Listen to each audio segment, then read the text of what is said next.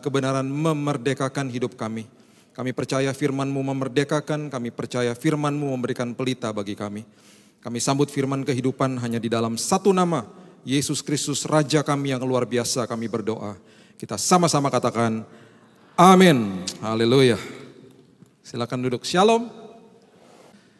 Kalau saya bisa berikan nasihat kepada saudara, terus pelajari tentang sistem kerajaan, itu saya selalu katakan. Dan kemudian saudara juga mulai membedah semua kata-kata yang Yesus ajarkan khususnya. Itu luar biasa, banyak yang memakai perumpamaan, banyak memakai kiasan, dan itu hal-hal yang sangat penting. Kami di publisher kami baru mengeluarkan buku yang hanya memuat perkataan Yesus saja. Banyak orang yang masih ogah-ogahan baca Alkitab, kalau sampai nggak pelajari atau tidak baca perkataan Yesus juga itu keterlaluan. Jadi satu buku judulnya hanya perkataan Yesus. Jadi semua yang ada merah-merahnya di Alkitab dipindahkan ke satu buku. Memudahkan kita untuk jadi baca semua yang Yesus katakan, termasuk khotbah di bukit dan lain sebagainya. Banyak hal-hal yang kita bisa belajar dari Sang Raja yang hebat, yang luar biasa. Firman-Nya menembus waktu, firman-Nya menembus generasi. Dan itu selalu firman yang luar biasa, relevan sampai hari ini. Makanya dikatakan selalu firman itu hidup. Kemudian saudara juga bisa pelajari kalau saudara mau tahu tentang kasih karunia Tuhan setelah kematian Yesus. Orang yang paling hebat mengungkapkan semuanya itu dengan sangat jelas dan gamblang adalah Paulus. Itu juga terus saudara pelajari dan nanti saudara akan dimerdekakan hidupnya. Bukannya berarti yang sisa yang lain gak penting, tapi paling tidak saudara mulai dari situ. Mulai dari perkataan Yesus, mulai dari tentang karyanya Tuhan yang besar, pelajari satu-satu. Saya berikan judul khotbah saya, judulnya mungkin gak populer, judulnya Air Hidup. Air hidup sesuatu yang gak kelihatan, sesuatu yang mungkin bagi manusia tidak penting, sesuatu yang mungkin bagi kita sesuatu yang sifatnya teologis dan gak kelihatan lah. Kita suka dengan sesuatu yang kelihatan. Air hidup sesuatu yang apa ya itu maksudnya. Itu salah satu yang Yesus ajarkan dan itu yang dia terus mau supaya kita mengerti. Air kehidupan, living water. Apa itu artinya? Sebelum kita masuk lebih dalam, saya mau menjelaskan kepada saudara tentang karakteristik daripada raja yang ada di muka bumi ini. Kalau dibandingkan dengan raja yang kita sembah, yaitu Tuhan kita Yesus Kristus yang luar biasa.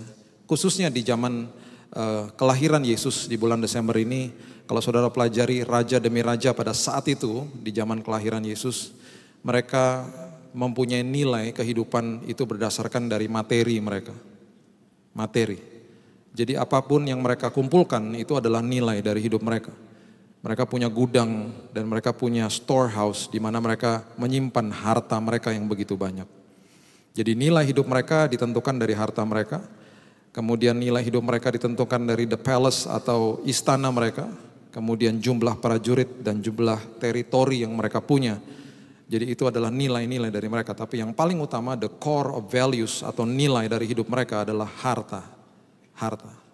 Jadi ketika kerajaan-kerajaan ini terjadi excavation, terjadi penggalian zaman-zaman sekarang, ditemukan reruntuhan daripada kerajaan itu yang dicari adalah the storehouse, gudang daripada materi-materi itu. Karena itu yang mau dikejar sama manusia. Nah, pada saat itu mereka mempunyai ajudan-ajudan yang luar biasa yang mengerjakan inventory bagi gudang-gudang itu. Dan mereka harus pastikan dan mempunyai data yang lengkap ketika raja demi raja yang datang berkunjung ke kerajaan itu misalnya. Harus dicatat pemberian-pemberian mereka.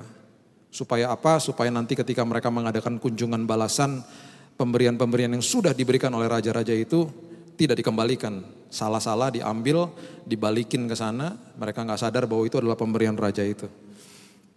Dan salah satu sifat mereka pada saat itu adalah yang kita sebut dengan kata yang kita kenal di bahasa Indonesia, kata gengsi. Jadi mereka memberikan persembahan mereka ketika mereka mengadakan kunjungan kepada kerajaan lain, itu dengan jumlah yang begitu luar biasa banyak dan mahal, supaya nanti ketika raja tersebut mengadakan kunjungan balasan ke kerajaan tersebut, akan sangat sulit bagi raja itu untuk outdo his gift. Jadi misalnya saya berkunjung ke kerajaan A, saya akan pastikan saya akan bawa persembahan yang begitu mahal dan banyak supaya raja itu, Raja A itu ketika dia kembali ke kerajaan saya mengadakan kunjungan balasan, dia sangat sulit untuk menandingi pemberian saya. Jadi pemberian itu bergengsi. Pemberian itu bergengsi. Jadi makanya the storehouse atau gudangnya mereka itu didata. Bukan sekedar hanya materi saja, tapi data-data dari pemberian-pemberian kerajaan itu dinilai dan diinventori secara baik. Kemudian kerajaan itu mempunyai juga yang namanya teritori. Makanya kenapa kerajaan itu sering kali mengkolonisasi daerah-daerah sekitar mereka untuk memperbesar teritori. Itu adalah sifat daripada kerajaan yang ada di muka bumi pada saat itu. Kalau kita bandingkan dengan Yesus yang kita sembah, Raja atas segala raja, kita harus mengerti nilainya. Supaya kita juga bernilai. Supaya kita juga tidak menempatkan nilai yang kita sebenarnya harus tahu di dalam sesuatu level yang tidak berkenan. Jadi jangan sampai turunkan level Tuhan kita itu di tempat yang betul-betul levelnya manusia. Nggak bisa, kita harus mengerti levelnya dia seperti apa, nilainya dia seperti apa. Supaya kita kejar nilai itu, supaya kita bernilai seperti itu. Nilainya Tuhan salah satu dipertontonkan lewat kemuliaannya. Kalau saudara mau dimengerti kata kemuliaan itu adalah sesuatu yang merupakan sebuah atribut ilahi yang bisa diperlihatkan lewat kreasinya. Itu kemuliaan. Kemuliaan bisa terlihat, hadirat tidak bisa terlihat. Jadi kalau saudara lihat matahari bersinar, bulan bersinar, bercahaya, saudara lihat kemuliaan Tuhan di dalam kreasinya. Saudara punya buah roh, saudara melakukan kehendak Tuhan, integritas ilahi, karakter ilahi. Orang bisa menilai, wow, aku bisa melihat kemuliaan Tuhan dalam hidupmu. Makanya di Ibrani dikatakan orang bisa melihat kemuliaan Tuhan dengan integritas kehidupan. Tanpa berkata-kata kita bisa mempertontonkan kemuliaan Tuhan. Nah itu nilai daripada raja kita yang luar biasa. Ya. Kemudian kerajaan juga punya teritori, kerajaan surga punya teritori. Makanya saya pernah ajarkan kepada saudara, ibadah gak boleh stop. Tidak boleh stop. Nanti doa berkat disampaikan, ibadah jalan terus. Di rumah ibadah formatnya beda, mengasihi suami, istri, orang tua, ibadah jalan terus. Di tempat pekerjaan ibadah jalan terus. Tidak curi waktu, bayar pajak on time, tidak menipu orang ketika punya usaha. Masuk ke tempat umum juga ibadah jalan terus. Belajar ngantre, sopan. Itu ibadah. Sedang menularkan apa? Budaya kerajaan surga. Itu arti daripada kolonisasi. Dan kita sebagai warga kerajaan surga diminta untuk mengkolonisasi bumi. Memperbesar teritori kerajaan surga. Caranya begitu. Dengan hukum yang terutama yaitu hukum kasih. Kita sanggup melakukan itu. Itu maksudnya. Jadi beda dengan kerajaan apa yang ada di muka bumi. Makanya dikatakan ketika engkau lahir dari aku. Ketika engkau sudah born again, lahir baru. Engkau mengalahkan dunia. Dengan kata lain, kita sebagai duta besar Tuhan. Korintus mengatakan you are the ambassador of Christ, bahasa Inggrisnya. Engkau adalah duta perwakilan kerajaan surga dimanapun engkau berada. Seperti kedutaan ada di muka bumi, bumi pertiwi Indonesia. Kalau warga negaranya masuk ke kedutaan tersebut, dia gak bisa diapa-apakan. Contoh misalnya ada orang Amerika maling gitu ya, saudara kejar malingnya, oh maling, dia orang Amerika, dia lari. Kedutaan Amerika di sini di Citralen kalau salah ya, lari masuk ke kedutaan di sana, udah gak bisa diapa-apakan. Mau diproses hukum harus ekstradisi, kirim surat ke dalam nanti dari bilang, itu warga negaramu maling ayam kemarin di sini. Nanti orang dari dalam kirim surat lagi yang benar di mana. Pokoknya surat menyurat sampai akhirnya bisa dikeluarkan. Makanya mobil-mobil korps diplomat CD itu kebal hukum. Di Jakarta lewat jalur busway didiamkan polisi. Nggak bisa ditangkap. Nembus lampu lalu lintas warna merah nggak bisa diapa-apakan gitu. Sebelum saya lanjutkan saya cerita dulu, saya baru ingat nih sama cerita saya. Tapi jangan ditiru ya. Ini tahun 97, 1 tahun sebelum saya bertobat. Ya, jangan ditiru. Ini karena saya akhirnya baru ngerti, ini nih sistem kedutaan begitu. Makanya dikatakan di firman Tuhan, engkau mengalahkan dunia tuh seperti itu maksudnya. Hukumnya iblis, hukum dunia tuh gak berlaku sama saudara. Hukum dosa tuh gak berlaku. Saya pulang dari studi saya 13 tahun dari luar, saya pulang ke Jakarta. Saya jalan di Jalan Pramuka di Jakarta. Kalau saudara pernah ke Jakarta tuh di Jalan Jakarta Pusat. Waktu itu belum ada jalur busway, belum ada, tapi ada jalur bus. Saya masuk ke situ nggak tahu itu ada jalur bus, ditangkap sama polisi. Sampai hari ini saya masih ingat namanya, Pak Suparno, masih ingat saya. Orangnya kurus-kurus. Waktu saya buka kaca, jangan ditiru ya. Saya belum bertobat, ini cuman cerita aja. Saya buka kaca, dia langsung minta SIM gitu.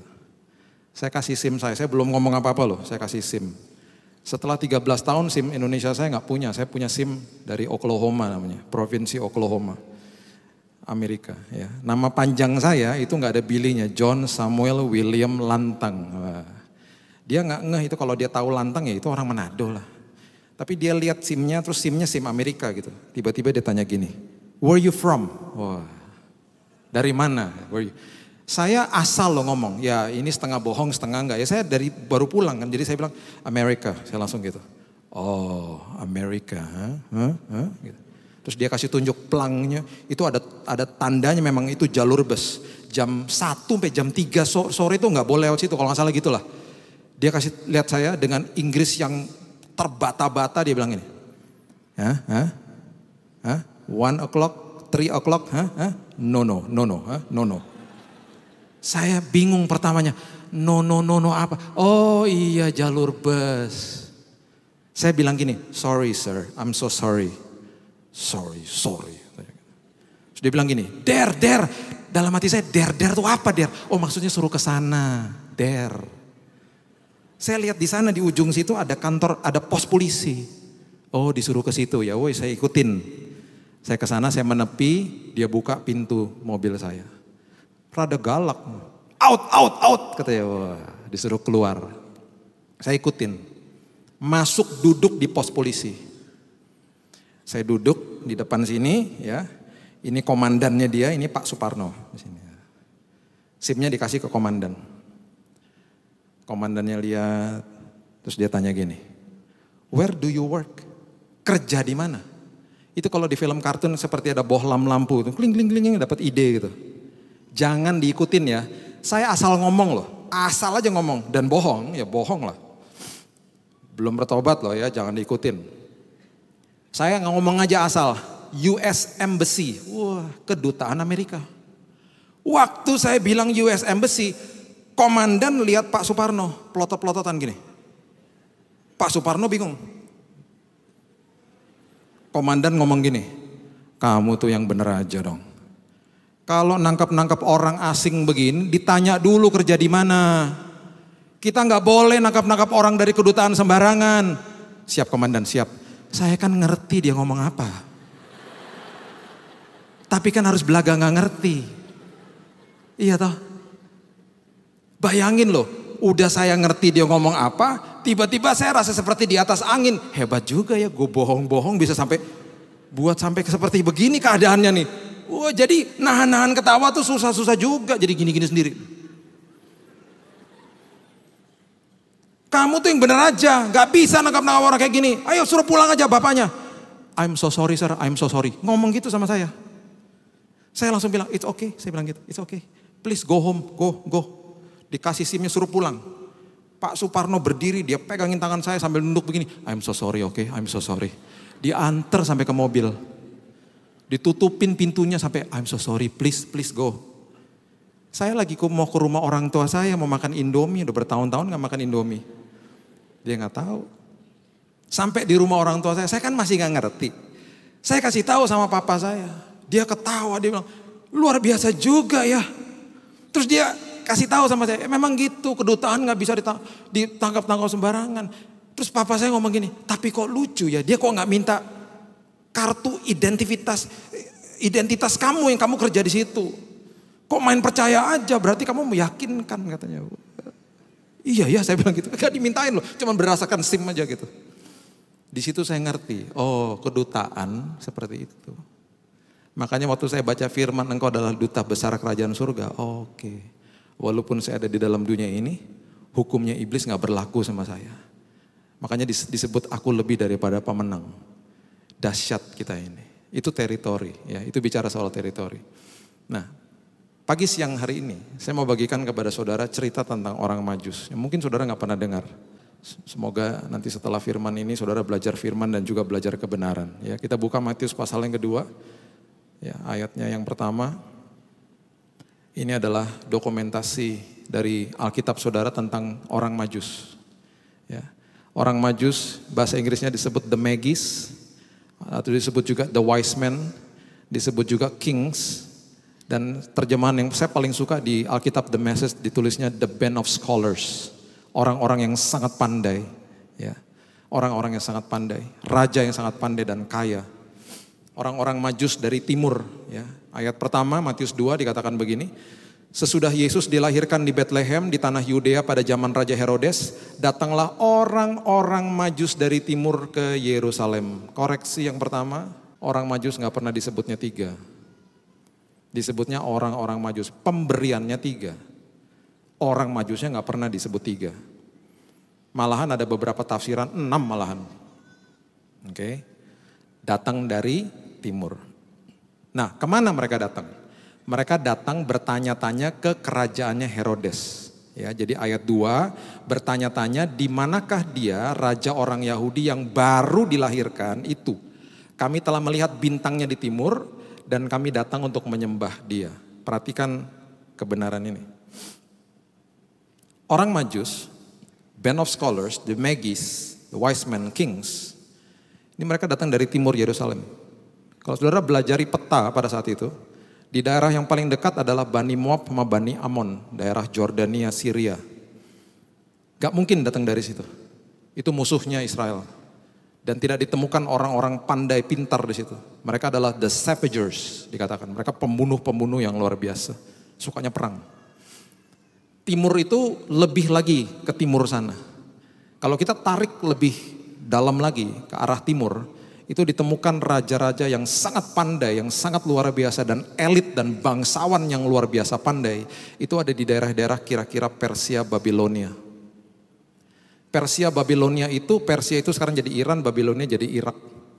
Dan ada daerah-daerah lagi di tengah-tengah itu. Kita tariklah yang paling jauh lah ke Persia itu kira-kira jaraknya 2.200 kilo dari Yerusalem. 2.200 kilo. Dengan kebenaran sekarang, dengan apapun infrastruktur yang sudah ada. Kalau saudara jalan kaki dari 2.200 kilo ke Yerusalem pada saat ini, dengan infrastruktur yang sudah ada, dengan jalanan yang sudah ada, saudara bisa tempuh dalam waktu 18 sampai 20 hari. Ya, sekitar beberapa hari, saudara bisa tempuh perjalanan non-stop tapi, ya non-stop. Jalan kaki. Dengan istirahat dan lain sebagainya bisa-bisa 1 bulan lebih. Ya. Kemudian daerah Babilonia itu sekitar 1.900 kilo. Nah, perbandingan lah, Jakarta Surabaya itu sekitar hampir 800 kilo. Dengan moda transportasi yang hebat pada saat ini, saudara bisa bolak-balik Jakarta Surabaya 1 jam 15 menit. Beberapa waktu yang lalu saya sempat pelayanan di Surabaya hari Selasa, berangkat pagi jam 6, pelayanan jam 10 pagi, jam 3 sore udah balik lagi Jakarta. Semudah itu gitu, ya. Segampang itu. Nah, ini juga dengan moda transportasi yang saya katakan tadi, dengan infrastruktur yang sudah ada bisa ditempuh dalam waktu ya 20 hari, 30 hari lah. Ya, 30-an hari saudara bisa sampai 2.000 kilo tuh kalau jalan dengan istirahat. Zaman itu belum ada jalanan yang tetap, hutan dan lain sebagainya, dan belum ada pemandu jalan yang baik. Kira-kira perjalanan mereka itu, the Magis, orang Majus, raja dari timur itu bisa ditempuh dalam waktu 3 sampai 4 bulan. 3 sampai 4 bulan. Dan waktu dikatakan mereka melihat bintang di timur, itu jangan hanya disikapi segitu aja, harus dipelajari. Coba saudara camkan pelan-pelan dan saudara mulai digest, mulai dicerna. Mereka itu, dari timur itu, gak mungkin kongko-kongko sama teman-temannya di sekitar-sekitar kerajaannya, kemudian bilang-bilang gini, kamu lihat bintang itu ya? Kamu dapat pewahyuan yang sama nggak bahwa akan ada raja yang sudah lahir. Ini bukan raja yang punya istana loh. Raja yang masih bayi yang mau dikunjungi. Tadi ingat ya, nilainya mereka adalah ketika mereka mengunjungi salah satunya kerajaan-kerajaan yang sudah ada memberikan persembahan-persembahan. Ini enggak loh, mengunjungi bayi yang sudah lahir, yang nantinya katanya akan jadi raja Israel. Dan ini nggak mungkin yang dapat cuma satu orang, satu raja.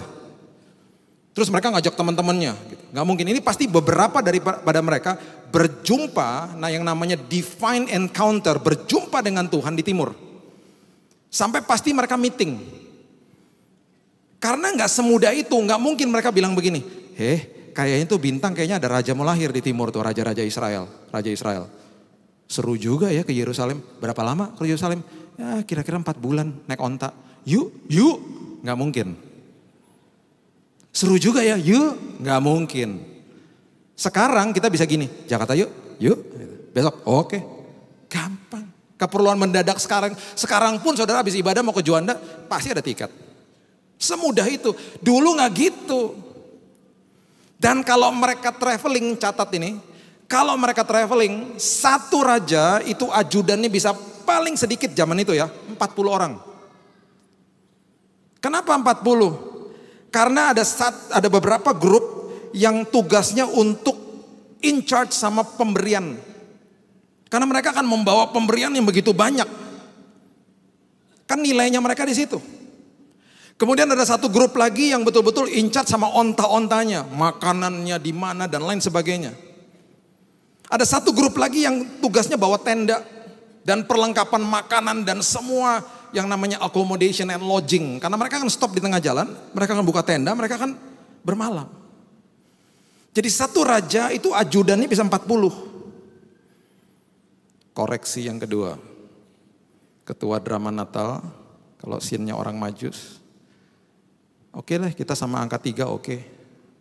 Ada tafsiran yang mengatakan 6. 3 lah oke lah. Kalau 3, satu raja udah ajudannya 40. Berarti 3 kali 40 berapa orang rombongan mereka? 120 orang. Jadi jangan taruh orang Majus di atas panggung sini cuma 3 ya. Sepi banget liatin bintang begini. Enggak. They travel with style. Mereka berkelana dan mereka berjalan dengan style yang luar biasa. Kaya, hebat, pandai. Terhormat with dignity. Satu raja bisa 40. Karena bawa karung, nanti ada ayatnya. Bawa karung isinya emas, kemenyan dan mur. Ada satu grup lagi yang menangani onta dan juga tendanya. Dan itu persiapan untuk sampai mereka bisa mulai berjalan itu berhari-hari. Jadi nggak mungkin cuma duduk-duduk aja. Lucu juga ya ke Yerusalem ya, yuk, nggak mungkin.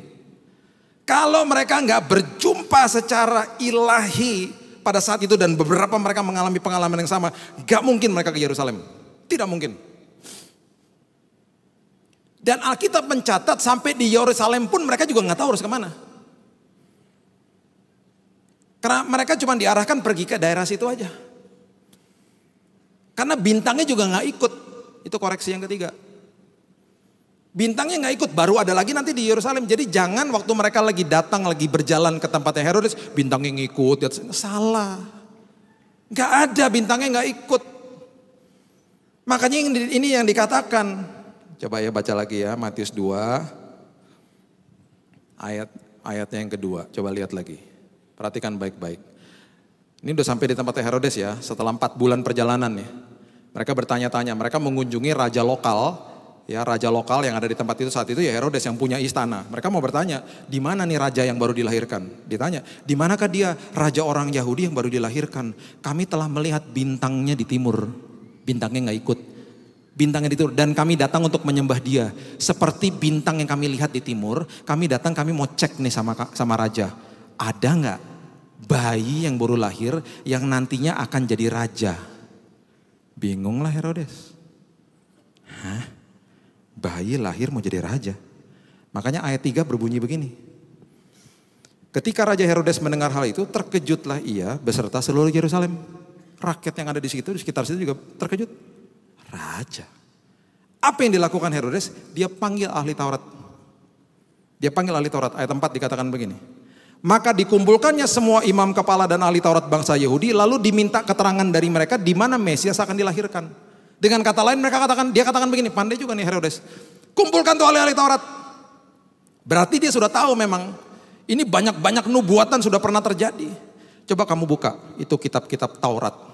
Ada nggak nubuatan yang mengacu kepada hari-hari ini, di mana di area sini akan lahir atau sudah lahir bayi yang nantinya akan jadi raja Israel. Coba kamu cek, buka tuh kitab-kitab Taurat, dibuka sama mereka. Ketemunya di mana? Di Mika pasal yang kelima, tercatat juga di Alkitab saudara. Mika pasal yang kelima ayat yang kedua. Coba saudara buka. Mika pasal yang kelima ayat yang kedua. Tetapi engkau hai Bethlehem Efrata, hai yang terkecil. Hai yang terkecil di antara kaum-kaum Yehuda, daripadamu akan bangkit bagiku seorang yang akan memerintah Israel, yang permulaannya sudah sejak purbakala, sejak dahulu kala. Dan ini yang dikutip sama ahli-ahli Taurat. Makanya ayat yang kelima berbunyi begini. Saudara ingatnya gampang ya, tadi Mika 5 ayat yang kedua, sekarang Matius 2 ayat yang kelima, dibalik aja.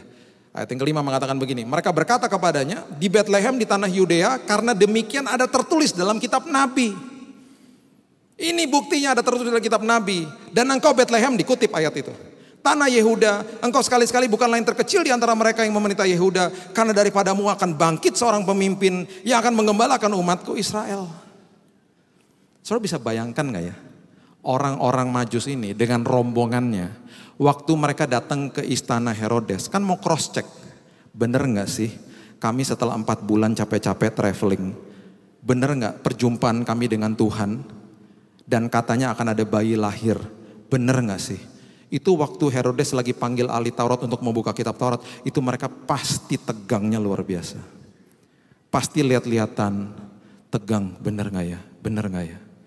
Karena kalau gak bener, gak tercatat di situ. Karena mereka lagi cross check loh. Kalau gak bener, pulang lagi. Perjalanan 4 bulan sia-sia. Jadi mereka pasti tegang, bener gak ya? Bener gak ya? Bener gak ya? Dan waktu ahli Taurat mengatakan betul, di area sini, di kota Bethlehem, yang sekarang jaraknya kalau saudara pernah pergi ke Israel, itu jaraknya cuma 9,2 kilo. Betul, 9,2 kilo dari sini, itu ada kota namanya Bethlehem. Itu memang dia sudah lahir. Itu mereka pasti bersuka citanya luar biasa. Pasti peluk-pelukan tuh di situ. Bener ya bener, wah luar biasa, pasti gitu-gitu. Tuh rombongan 120 orang, itu pasti peluk-pelukan, pasti begitu. Pasti bingung lah Herodes, bingung, ini orang-orang dari mana? Kok seneng banget gitu, karena berjumpa sama Tuhan, mereka mau cross check. Saya pernah menapak tilas dari Bethlehem ke Yerusalem 9,2 kilo dengan infrastruktur pada hari ini, saudara bisa sampai ke Yerusalem dalam waktu 30 menit. Ada cross check, cross point dan lain sebagainya 30. Nanti tanggal 26 kita berangkat lagi. Ada beberapa jemaat di sini yang akan ikut saya. Kita akan juga belajar nanti apa yang terjadi ribuan tahun yang lalu. Ya. Nah, saudara, ini yang terjadi. Ayatnya yang ke-7. Sebelum mereka keluar, Herodes panggil mereka. Ayat 7, Matius 2. Lalu dengan diam-diam Herodes memanggil orang-orang Majus itu, dengan teliti bertanya kepada mereka bila mana bintang itu nampak. Penasaran dia. Kamu tuh ketemu sama siapa kamu di sana, di timur itu? Ditanya, dan dia merasa terancam toh, karena ini kan cikal bakal jadi raja. Makanya dia bilang begini ayat 8. Kemudian dia menyuruh mereka ke Bethlehem, katanya pergi selidiki dengan seksama hal-hal mengenai anak itu. Segera sesudah kamu menemukan dia kabarkan kepadaku supaya aku pun datang menyembah dia. Dengan dia punya evil plot. Dengan kata lain, pergi cek, kasih tahu sama saya. Nanti saya mau menyembah dia, ya itu bohongnya dia. Nanti aku akan membunuh dia, itu maksudnya sebenarnya. Perhatikan ayat berikut ini. Ayat 9. Setelah mendengar kata-kata raja itu, berangkatlah mereka, perhatikan kalimat ini. Dan lihatlah bintang yang mereka lihat di timur itu mendahului mereka hingga tiba dan berhenti di atas tempat di mana anak itu berada. Ayat 10 mengatakan ketika mereka melihat bintang itu sangat bersuka cita mereka. Kenapa? Ini adalah konfirmasi yang kedua. Yang tadi dengan ahli Taurat sudah dikonfirmasi, sekarang ketika mereka keluar dari istana Herodes, bintangnya nampak lagi. Ketua drama catat ya, bintangnya gak ikut ke istana Herodes. Setelah mereka keluar dari istana Herodes, baru bintangnya nampak lagi. Jadi makanya Alkitab mencatat, bersukacitalah mereka. Yo, itu dia bintangnya. Wow, kita bener loh. Kita melakukan perjalanan ini luar biasa setelah 4 bulan. Dapat konfirmasi dari ahli Taurat dan sekarang bintang yang kami lihat di timur nampak lagi ada di sini. Konfirmasi yang kedua, we are in the right place. Kita di tempat yang benar. Dan akhirnya bintang itu menuntun mereka ke tempat Yesus. Ayat yang ke-11, catatan berikutnya bagi ketua drama. Dikatakan begini, maka masuklah mereka ke dalam, katakan dengan saya sama-sama dengan yang keras. Ke dalam apa? 2, 3, dalam apa? Rumah, bukan palungan loh. Rumah itu dan melihat anak itu, bukan bayi ya, anak itu bersama Maria, ibunya, lalu sujud menyembah dia. Orang Majus gak pernah pergi ke palungan, orang Majus perginya ke rumah. Kalau nggak percaya buka Alkitab yang menjelaskan tentang gembala. Gembala dituntun ke palungan berjumpa dengan bayi Yesus. Orang Majus dituntunnya ke rumah berjumpa dengan anak bukan bayi. Jadi ini ada kemungkinan sudah beberapa bulan. Bukan bayi lagi, sudah disebutnya anak. Dan di rumah. Orang Majusnya jangan 3. Ya, kalaupun 3, oke, rajanya 3, rombongannya satu rombongan 40 berarti 120 orang, ya. Beberapa gereja bilang gini, Pak, dananya gereja tekor Pak buat Natal Pak. Yang tadinya cuma budgetnya 3 orang Majus masa sekarang 120 Pak. Bajunya akan mahal-mahal Pak. Ya tapi ya gimana ya kebenarannya. 120. Jadi waktu dia datang, ya orang Majusnya di atas panggung sini, kalau ada palungan bagus, buat lagi props di sini rumah. Karena sudah pulang ke rumah, disebutnya anak, berjumpa dengan Maria, Yusufnya nggak ada, nggak disebut. Ada kemungkinan besar karena udah pulang ke rumah, Yusufnya lagi kerja, sudah kembali ke dalam rutinitas harian. Makanya yang ditemukan cuman Maria ibu Yesus dengan anak. Dan kalimat ini yang berikutnya mengatakan begini. Mereka pun membuka tempat harta bendanya. Tempat harta bendanya itu bahasa aslinya adalah karung. Dan mempersembahkan persembahan kepadanya itu emas, kemenyan, dan mur. Please, jangan kasih orang Majus satu-satu bawa kotak kecil ya. Jangan. Gak ada orang Majus yang bawa kotak kecil isinya emas. Gak ada. Udah sepi 3 ngeliatin bintang, salah lagi. Jalan, bawanya kotak kecil. Udah gitu salah lagi tempatnya, bukan ke rumah, ke palungan. Ngasihnya kotak. Nggak ada. Karung, bahasa Inggrisnya dikatakan SACKS, sacks of gold. Karung daripada emas, kemenyan dan mur. Tadi di awal khotbah saya sudah jelaskan, mereka betul-betul dinilai dari pemberiannya. Itu nilai hidup mereka. Dari materi yang mereka bawa. Jadi mereka pastikan karena mereka tahu ini cikal bakal jadi raja.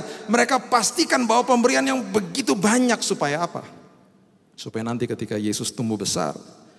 Kan pengertian mereka masih salah. Yesus mengadakan kunjungan balasan ke kerajaan mereka. Akan sangat sulit bagi Yesus untuk menandingi pemberian mereka. Pada hari itu keluarganya Yesus kaya raya.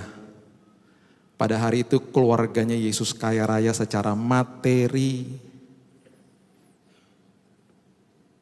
Pernah nggak Alkitab mencatat Yesus tumbuh besar, dia ini mengadakan kunjungan balasan ke orang-orang Majus ataupun mungkin keturunannya dan mengembalikan pemberian mereka dalam jumlah yang lebih besar? Pernah? Tidak pernah. Kenapa?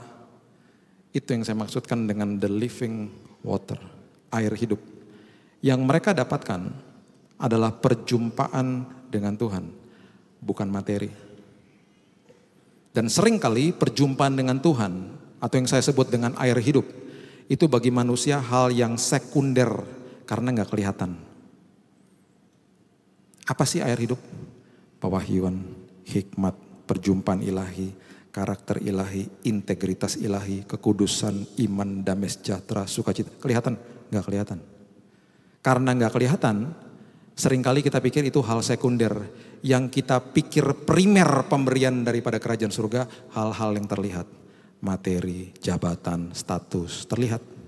dan bisa diperlihatkan kepada orang lain. Salah besar. Orang Majus gak pernah dapat pemberiannya mereka balik. Orang Majus dapat perjumpaan dengan Tuhan. Di ayat yang ke-12 Matius pasal yang kedua dikatakan, dan karena diperingatkan dalam mimpi. Nah ini kata-kata ini kalau dilihat bahasa aslinya luar biasa. Karena diperingatkan dalam mimpi itu bahasa aslinya to have encounter with God. To see the countenance of God. Melihat wajah Tuhan, berjumpa dengan Tuhan. To have divine intervention, intervensi ilahi. Itu yang terjadi. Bukan cuma sekedar mimpi. Supaya jangan kembali kepada Herodes, maka pulanglah mereka ke negerinya melalui jalan lain.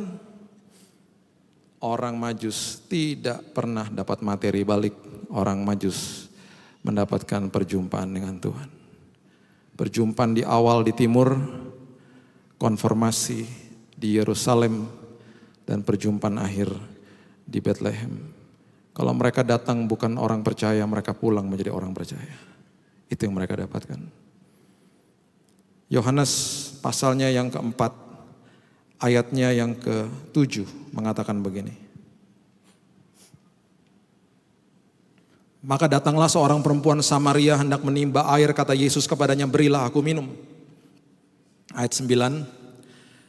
Maka kata perempuan Samaria itu kepadanya, masakan engkau seorang Yahudi minta minum kepadaku seorang Samaria? Sebab orang Yahudi tidak bergaul dengan orang Samaria. Ayat 10, jawab Yesus kepadanya, jikalau engkau tahu tentang karunia Allah dan siapakah dia yang berkata kepadamu, berilah aku minum, niscaya engkau telah meminta kepadanya dan ia telah memberikan kepadamu air hidup, the living water. Masih gak ngerti juga, seperti kebanyakan daripada kita, saya pun juga tadinya gak mengerti. Kata perempuan itu kepadanya, ayat 11, Tuhan, engkau tidak punya timba dan sumur ini amat dalam, dari manakah engkau memperoleh air hidup itu? Engkau gak punya ember dan sumur ini amat dalam, mau kasih air apa sama saya? Kita melihatnya sesuatu yang letterlock, sesuatu yang tangible, sesuatu yang terlihat, supaya saya bisa memperlihatkan kepada orang lain. Dan itu kita kategorikan dalam bentuk berkat. Ayat 12. Adakah engkau lebih besar daripada bapa kami Yakub yang memberikan sumur ini kepada kami? Dan yang telah minum sendiri dari dalamnya, ia serta anak-anaknya dan ternaknya. Masih gak ngerti wanita Samaria. Jawab Yesus, ayat 13. Barang siapa minum air ini, ia akan haus lagi. Barang siapa minum hal-hal yang terlihat, barang siapa yang mengejar hal-hal yang bersifat materi, jabatan, status, hal-hal yang terlihat supaya saya bisa perlihatkan kepada orang lain, engkau tidak pernah akan puas. Engkau akan terus haus. Makanya orang korupsi kita juga heran-heran, udah berapa M diambil dari uang negara, tetap saja diambil lagi, seperti gak ada puasnya. Saya berjumpa dengan orang berapa bulan yang lalu yang istrinya 8. Dengan bangga dia bisa bilang sama saya, istri saya 8 Pak. Saya tidak seperti yang lain. Biasanya orang kalau bilang saya tidak seperti yang lain karena saya hidup dalam kekudusan itu luar biasa. Saya tidak seperti yang lain Pak. Yang lain 2, 3, saya 8 Pak. Saya ketemu juga sama istri yang ke-8. Saya bukan diduain, didelapanin katanya. Saya bilang kalau kamu gak puas ya kenapa kamu ada dalam ikatan ini? Ya gimana kalau saya keluar nanti bulanannya gimana? Nah, yang dikejar apa? Yang terlihat. Yang terlihat. Makanya Yesus katakan begini ayat 14. Tetapi barang siapa minum air yang akan kuberikan kepadanya, ia tidak akan haus untuk selama-lamanya. Sebaliknya air yang akan kuberikan kepadanya menjadi mata air di dalam dirinya yang terus-menerus memancar sampai kepada hidup yang kekal. Kejar hal-hal yang tidak terlihat. The intangible things. Air hidup yang tidak terlihat. Kejar yang namanya pewahyuan. Kejar kekudusan, kejar integritas, karakter ilahi, kejar damai sejahtera, kejar sukacita, kejar kasih agape. Itu hal yang primer yang Tuhan mau berikan dalam hidup saudara. Kalau itu yang saudara kejar dan memancar keluar dari sini, nanti ketika materi datang, hal-hal yang terlihat datang, saudara menjadi orang-orang yang cakap dalam pengelolaan. Karena sudah ada mata air yang memancar dari dalam sini. Dan itu hal yang primer. Manusia kejar hal-hal yang terlihat, the tangible things. Orang Majus gak pernah dapat materinya balik, orang Majus dapat perjumpaan dengan Tuhan. Wanita Samaria gak pernah dapat air, letterlek air, tapi dapat air hidup yang keluar dari dalam sini. Ketika itu saudara kejar dan saudara dapati, saya dengan bangga bisa menjamin hidup saudara berdasarkan firman ini. Saudara pasti puas. Pasti puas. Tidak mungkin gak puas. Kalau mau cari kepuasan kehidupan, kejar air kehidupan. Saya sudah capek dengan khotbah-khotbah yang distorsi. Saya mungkin minoritas. Karena deviasi distorsinya masif. Jadi kita gak nyadar. Makanya saya katakan berkali-kali berkat gak ada hubungannya sama materi. Saya sudah pernah ajarkan berkali-kali di tempat ini. Ini adalah terusannya saudara. Kejar air kehidupan. Sebagai penutup saya mau menyaksikan apa yang saya alami waktu saya sudah kasih tahu saudara waktu bom kemarin tanggal 13 Mei saya juga di sini. Saya terganggu sekali dengan cerita atau kenyataan daripada seorang ibu yang kehilangan 2 anaknya, Ibu Weni, Nathan dan Evan umur 8 dan 11 tahun. Saya doakan beliau dan saya terngiang-ngiang sama foto beliau ketika memegang kedua jenazah anaknya. Sampai-sampai di rumah kami juga hafal namanya. Kami doakan dan doakan, saya bilang Tuhan saya sedang tulis buku saya, yang sedang tunggu buku saya sabar ya, mohon maaf. Ini makin ditulis makin banyak dan saya harus tunggu kemarin karena saya mau mendedikasikan buku saya bagi kedua anak itu. Saya bilang Tuhan saya mau tulis nama kedua anak itu, tapi saya harus minta izin sama ibunya toh. Saya bisa aja viralin di sosial media saya, minta tolong teman-teman di Surabaya ada yang kenal gak sama, pasti cepat dapat jawaban. Saya gak mau, saya bilang Tuhan saya mau ketemu ibu itu dengan kairosnya Tuhan, dengan waktunya Tuhan. Kalau Tuhan pertemukan, saya mau dedikasikan buku saya bagi kedua anak itu Tuhan. Supaya jemaat diajarkan bahwa berkat bukan materi. Kalau saudara ingat khotbah saya, kenapa kata berkat disandingkan dengan kata derita di Matius 5 ayat 9, 10 dan 11. Diberkati engkau, dalam bahasa Indonesia berbahagialah engkau, diberkati engkau ketika engkau sedang dianiaya, difitnah, dicela, dianiaya, disiksa dan lain sebagainya. Kenapa kata berkat disandingkan dengan kata derita? Maksud Tuhan Yesus adalah ketika engkau melewati masalah, yang diubahkan adalah dirimu bukan masalahnya. Itu arti berkat yang sebenarnya. Makanya saya mau ketemu sama ibu itu. 2 bulan lalu saya ada diundang di persekutuan doa di rumah di daerah Manyar sini. Dijemput sedikit telat sampai ke tempat sana, duduk di depan. Gak sadar waktu saya duduk, ternyata Ibu Weni di depan juga duduk sama saya. Saya masih gak sadar, saya senyum, dia senyum. Dalam hati, pernah lihat di mana ini Ibu ya? Tiba-tiba beliau dipanggil ke depan untuk berikan kesaksian sebelum saya bagikan firman. Waktu dia ceritakan siapa dia, lemes lutut saya. Saya bilang dalam hati terima kasih Tuhan akhirnya ketemu.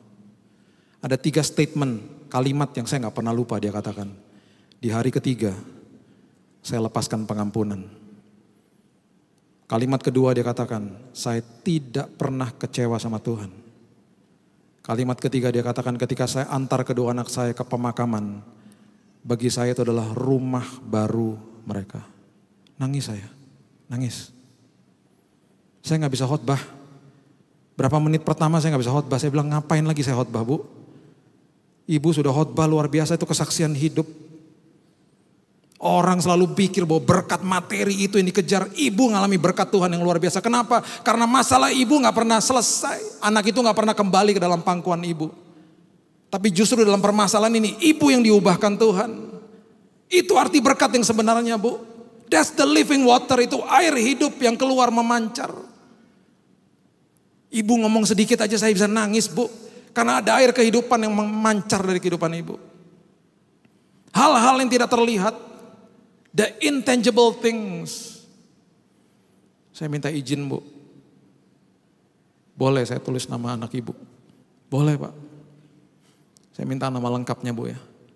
Supaya kematian mereka tidak pernah sia-sia. Tapi menjadi dokumentasi yang luar biasa. Supaya juga jemaat menjadi dewasa di dalam Tuhan. Ibu sedang diberkati Tuhan Bu. Ibu mengalami air hidup yang luar biasa. Kejar itu saudara. Go after the living water, kejar air kehidupan. Jangan kejar hal-hal yang terlihat. Ketika itu saudara dapatkan, saudara menjadi pengelola-pengelola kerajaan surga yang dahsyat. Dan saya bisa jamin berdasarkan firman Tuhan, saudara pasti puas. Pasti puas. Tidak ada kepuasan di luar itu. Pasti puas. Dan lihat, kehidupan saudara diubahkan Tuhan. Ketika di dalam sini dipenuhi dengan karakter ilahi. Sebagai mata air yang memancar dalam kehidupan saudara. Mari kita tundukkan kepala, kita berdoa. Terima kasih Tuhan, mengucap syukur buat kehidupan ini yang sangat dahsyat. Yang Tuhan titipkan dalam hidup kami. Terima kasih buat firman Tuhan. Terima kasih buat kebenaran firman Tuhan. Dan kami percaya Tuhan bahwa air hidup itu yang harus kami kejar. Hal-hal yang tidak terlihat Tuhan. Ampuni kalau kami masih terpesona sama hal-hal yang terlihat Tuhan. Begitu kerdil kami ini Tuhan. Begitu levelnya begitu rendah secara spiritual life. Secara kerohanian. Bawa kami naik Tuhan. Bawa kami menjadi dewasa. Supaya yang kami kejar adalah air kehidupan yang sebenarnya. Dan ketika itu yang kami dapatkan. Kehidupan kami diubahkan Tuhan karena menjadi mata air yang memancar keluar Tuhan. Ada pewahyuan, ada karakter ilahi, ada integritas ilahi, ada kasih Tuhan, damai sejahtera, sukacita. Yang memancar keluar dari hidup kami. Para majus tidak pernah mendapatkan materi kembali. Mereka mendapatkan perjumpaan dengan Tuhan. That's all what we need, Lord. Itu yang kami butuh. Wanita Samaria gak pernah dapat air yang sebenarnya. Dia mendapatkan air hidup. Meteraikan firman ini Tuhan. Meteraikan firman ini Yesus. Engkau adalah Raja atas hidup kami. Raja yang punya nilai. Raja yang kami mau agungkan seumur hidup kami. Dan nilai-Mu yang begitu besar Tuhan, tidak akan pernah kami rendahkan Tuhan. Tidak pernah kami akan taruh nilai kerajaan itu di atas sebuah materi. Dari hal-hal yang terlihat, nilai-Mu begitu agung ya Tuhan. Meteraikan firman ini. Dan hamba-Mu percaya Tuhan, kami di tempat ini, Betani Nginden Tuhan, dipuaskan oleh Tuhan. Dipuaskan oleh Roh Kudus. Terima kasih Tuhan, terima kasih. Kami menemui kunci kepuasan hidup. The living water. Hanya di dalam satu nama. Raja kami yang dahsyat. Yesus Kristus Tuhan kami. Kami sudah berdoa. Dan akan menjadi pelaku firman yang luar biasa. Kita sama-sama katakan. Amin. God bless you.